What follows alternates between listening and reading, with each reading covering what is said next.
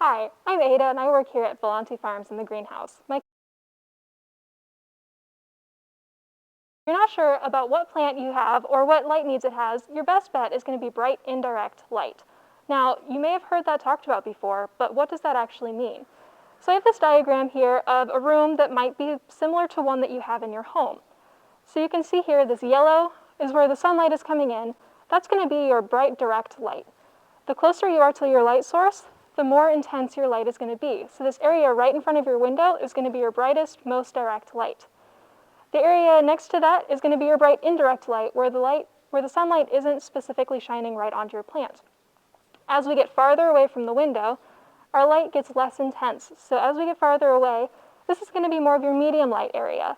And as we get even farther away, your low light is going to be this area over here that's a lot farther away from your window. It might be around a corner. It's probably like a hallway that you don't really need to turn the light on to be able to see. However, your plants, most of them aren't really going to be happy in that light frame. So some other things to consider is on your window, what might be blocking that light? Whether that's trees outside or the neighbor's house or curtains, there are factors that can impact how much light is going to be coming through that window. Another thing could be the window direction. If you have a window that's facing south, it's going to be getting the most light because the sun follows the equator, so us in the northern hemisphere, we get the most sunlight from the south. So this line is going to be a little bit farther away, and those rooms are going to be more bright.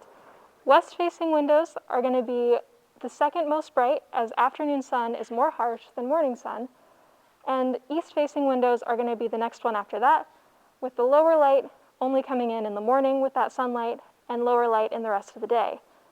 Your north-facing windows are going to be the most low-light rooms, and there's going to be the least amount of direct light in those rooms. So this line is going to be a lot closer to the window, as most of that light is going to be a less intense brightness. One other thing to consider with planting, or where you put your houseplants, is the temperature in your room.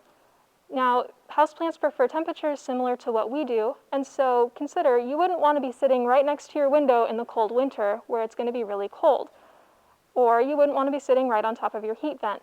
It's not healthy for your plants to be there, just like you wouldn't want to be there either. What are some signs of too much light and not enough light? Well, if your plant is getting too much light, it might show signs of sunburn, which are spots on the leaves that are going to be tan in color, where the tissue is starting to die.